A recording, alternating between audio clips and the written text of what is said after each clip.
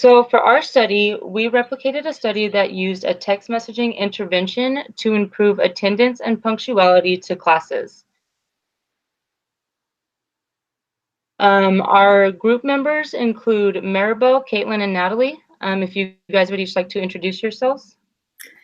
Hi, I'm Maribel. This is my fourth semester at Ball State. I'm a program supervisor at an ABA clinic providing clinic, home, and community settings. And I've been in the field for 3 years, and I currently live in San Jose, California. And my name is Caitlin. I am in my third semester at Ball State. I am a clinical supervisor at a center that provides ABA services to clients with autism spectrum disorder. I've been in the field for 2 years, and I currently live in Visalia, California. And my name is Natalie. This is my fourth semester at Ball State. I'm a special education teacher for students with ASD at a public elementary school. I have 7 years teaching experience with 3 previous years spent as an ABA therapist, and I currently live in San Diego, California. So the behavior of our study that we targeted is attendance and punctuality to class. And these are vital when it comes to success academically. One, missing class and being tardy take away from the instructional time. And when you're missing instructional time, you're missing information, you're missing out on the materials. Also, tardiness does not only affect the person that's late, it affects the classmates as well. It causes distraction to the class and disrupts the flow of instruction. And then in regards to attendance, it's strongly correlated to academic success. One study by Gottfried, 2014, investigated the effects of absenteeism on academic achievement. The study used data from 10,740 kindergarten students, and it kind of looked at the amount of time that they were absent and their performance in school. And the results showed that moderate chronic absenteeism led to lower performance in math and reading. So then when it comes to college, there was a meta-analytic systematic review on the relationship between attendance and grades at the college level. And it was found that attendance is strongly correlated with class grades and GPA. And it's a positive correlation to where the higher the attendance, the higher the grades. It also found that attendance is a stronger predictor of grades than a student's SAT scores, their studying skills, and the amount of time spent studying. So if a student's in class more, that kind of outweighs how much they study because they're actually there in class hearing the material themselves. And there's been many interventions to improve attendance and punctuality in various settings. One is the workplace. So studies about punctuality in the workforce have been conducted. SANG 2012 conducted a 2-part study and found that while both procedures decreased lateness to work, it was more effective to require the late employee to pay a fine to a coworker than it was to pay a fine to the employer. And then in a study by Theory 2018, it was found that punctuality and performance were reportedly inverse. The study also revealed that the two have a positive correlation, indicating that increasing punctuality may also increase performance. So it's kind of the same thing that was seen in education. The more you're there, the more positive the performance is. And in a meta-analysis conducted by Wei and Yadstenfard, 2014, it explored different methods for motivating positive workplace behaviors, including punctuality and task completion. They discussed positive and negative reinforcement, as well as punishment procedures, and concluded that positive reinforcement was most successful in decreasing punctuality and other maladaptive workplace behaviors, but that punitive consequences were also successful. And then when it comes to schools, there's been a large number of studies using interventions to improve attendance and punctuality to class in elementary through high school. There was one study that used explicit teaching of transition behavior, active supervision, and consistent consequences to address tardiness at the middle school and high school levels. And this was by Tyre, Fearborn, and Pierce, 2011. The school that participated in the study included grades 7 through 12 and had over 355 enrolled students. The results showed a 67% decrease in tardiness during the intervention compared to the baseline phase. And the intervention itself, the active supervision involved the staff being in the hallways, scanning, constantly moving around and interacting with the students. And the consistent consequences involved sending a note home to students that were late for the parents to sign. And then if they had continued tardiness, then they would have to spend 30 minutes at school after school had ended. And then in another study, they used a group contingency to increase school attendance in at-risk adolescents. And this one was by Castello and Smythe, 2017. The study included 10 adolescent male students ages 13 to 17 that had maladaptive behaviors and a history of criminal behaviors. And the group contingency involved them showing up to class and to a project session. And each time they did, they would get a point. And then as they built points, they could get rewards. And all 10 participants showed an improvement in school attendance during the intervention phase.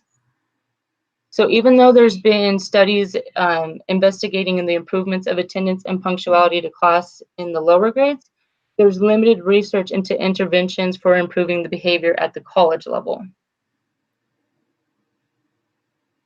And as we mentioned earlier, our study involved using text messages to improve attendance. So text message interventions have been used in healthcare field to improve attendance to appointments. Studies on these interventions focus on the use of text messages being sent to the participants to remind them of their appointments and to attend them. In a meta-analysis of studies on the use of text messages to increase attendance by Guy et al. 2012, it was found that in 18 studies, 8 of which were random control trials and 10 were controlled observational studies, there was an increase in attendance to healthcare appointments for the experimental group who was receiving the text message reminders compared to the control group who was not. Also, in the random control trials, collective data showed that the experimental group was 50% more likely to attend the appointments than the control group. Our current study that we replicated is titled Effects of Text Message Self-Monitoring on Class Attendance and Punctuality of At-Risk Student Athletes, and it's by D. Bicard, Lott Mills, F. Bicard, and Baylock Casey, 2012. The study investigated the effects of a text message self-monitoring intervention on the behavior of tardiness and attendance to class. There was 4 participants, all were male at-risk college student athletes with previous problem of chronic tardiness and absenteeism. And also they had been unsuccessful in past interventions to improve these behaviors. They were unresponsive to the intervention, so they were trying a new one. And the procedure for this study involved sending a text message to a counselor upon arrival to the class, stating that they were there in the class. And data was collected on the latency from the start of the class to the students' arrivals to class. And the results of the study showed that all participants had an improvement in their attendance and punctuality to class.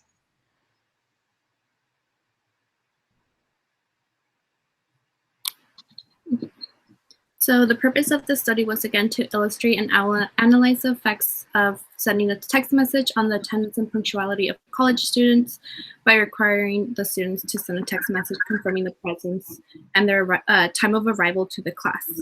So the behavioral definition of punctuality was defined as latency between the start time of the predetermined study period and the time the student sends the text message studying with the timestamp. So again, for our study, we weren't able to replicate actually attending to a class, so we were looking more at attending a study session based on a predetermined day and time. If the student sent the text message earlier than the predetermined study session, latency was quoted as 0 minutes. Data was rounded to the nearest minute, and if a student reported the study session with a latency of 30 minutes or more, that study session was coded as unattended. Examples of punctuality included sending a study text message at 4:58, sending a study text message at 5 p.m., or sending one at 5:29 to report a 5 p.m. study session. So even at the 5:29 mark, it was still considered and could be coded as punctuality to an attendance of a 5 p.m. study session. Even though they were considered 29 minutes late, they were still attending that session, and it was still coded as punctuality. Non-examples of punctuality included if the student failed to send a text message and if they were coded at more than 30 minutes after the designated study session. Non-examples included if a text message was containing the word studying with additional text, or if it was unrelated to the study session. So for example, if they were asking for help with homework, saying that they couldn't talk because they were studying, or if someone else was sending that study text message and they were just checking in to see if they were going to be studying one later on. And then for our methods and materials that were used, we looked at having cell phones with a text message capabilities, as well as a camera, computer with internet access, and screenshot capabilities to be able to show the timestamp, the day and time for study sessions, a Microsoft Excel for graphing, Google Docs for data collection, and Microsoft Word for reporting data. No reinforcers were used in our study.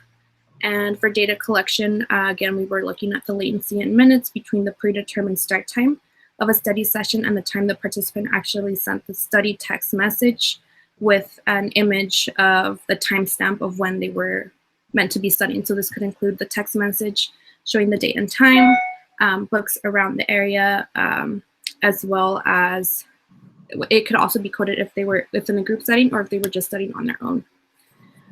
For intervention, again, we needed to have at least 3 study times per week to be able to record that we were having our study sessions, and we selected an observer within our group to be able to send those study messages to. Each predetermined study time, the student texts that observer a studying text message, and the observer recorded the timestamp on the text message. Latency between the predetermined study session start time and the timestamp on the text message was calculated. For our IOA, we determined that sending a separate text message to a second observer during 30% of our sessions across all participants had to be within agreement, and that was defined as both observers recording the same latency within 1 minute. Disagreement was defined as each observer recording a time that differed by more than 1 minute. And the formula that we use is as follows, demonstrated here on our slide.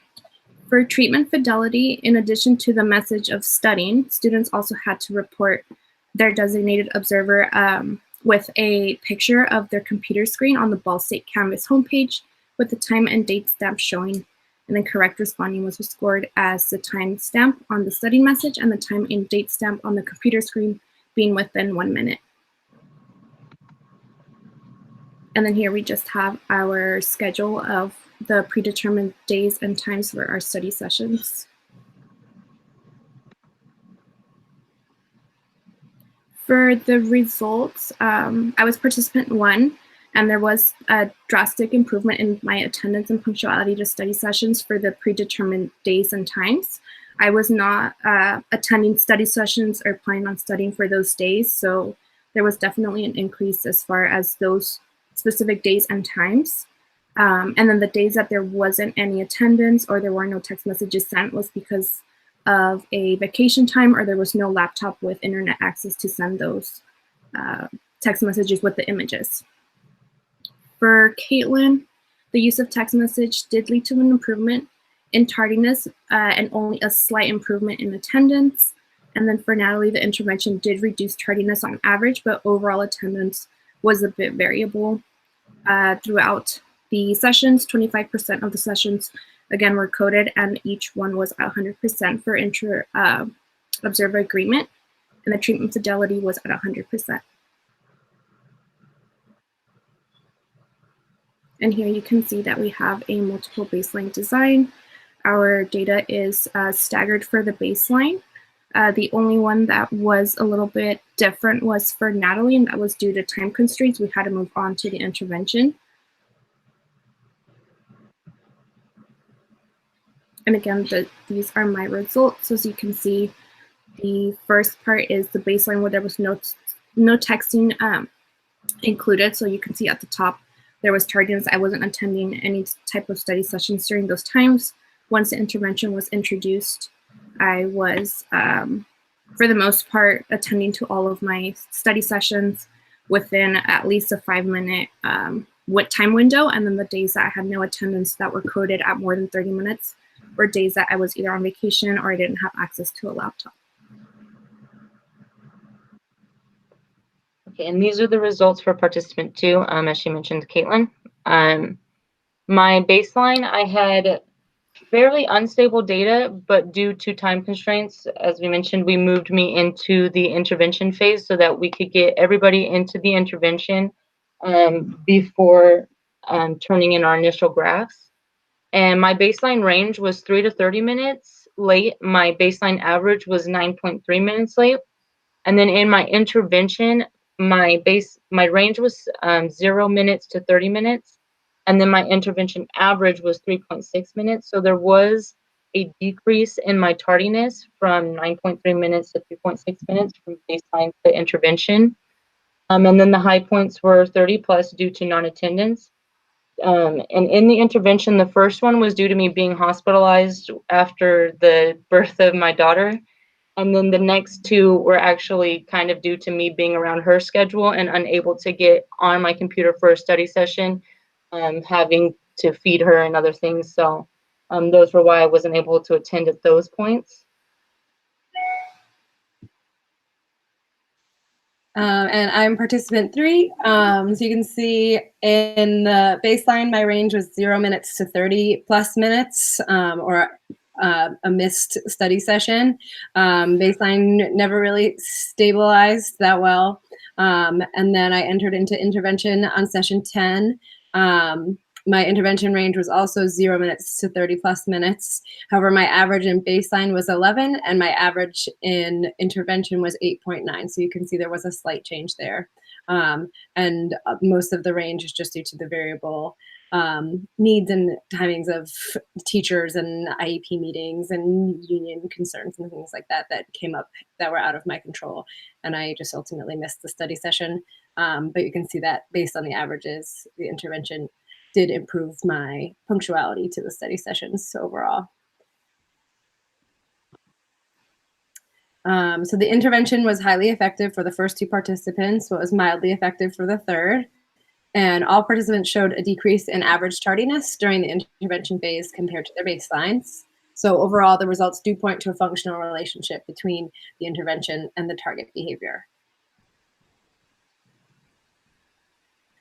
So we discussed most of these already, but some of the limitations to our study were the time constraint to get all the participants into intervention phase, which led to the first participant moving into intervention before 5 sessions, and the third participant moving into intervention before there was stable responding from the second participant. However, the first participant did show stable responding during her baseline sessions before she entered intervention.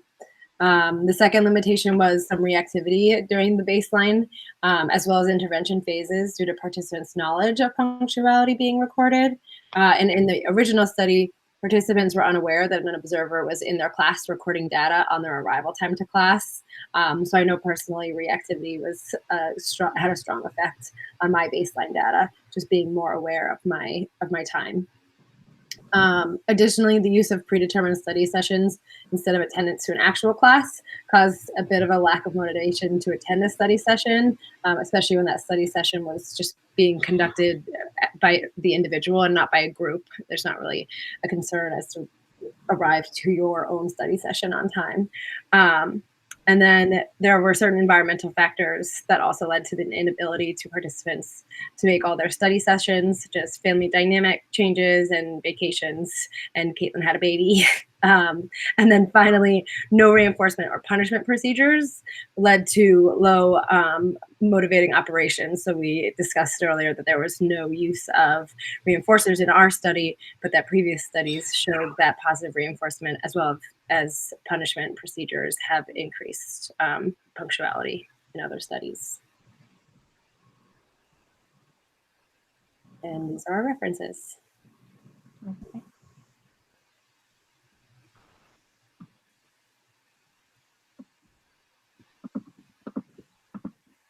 Okay,